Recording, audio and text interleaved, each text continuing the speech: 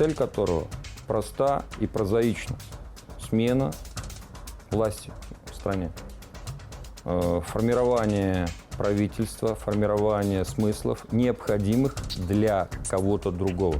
А по большому счету, влияние на государство извне. Решение было найдено. Отдельных коллаборационистов и наемников объединили под общим началом. Дали наименование и символику, финансирование и инструкторов. Символикой особо не мудрили, присвоили ту, которая близка сердцу белорусским полицаям. Яны выслуживаліся перед своими господарами як толькі могли. Белорусский народ по-іншаму оценивал гэтых здрадников. Але что было гитлеровцам до воли белорусского народа? Мы трымаем зброю и воюем с москалями, нашими адвечными ворогами. И это не метафора, это реальность.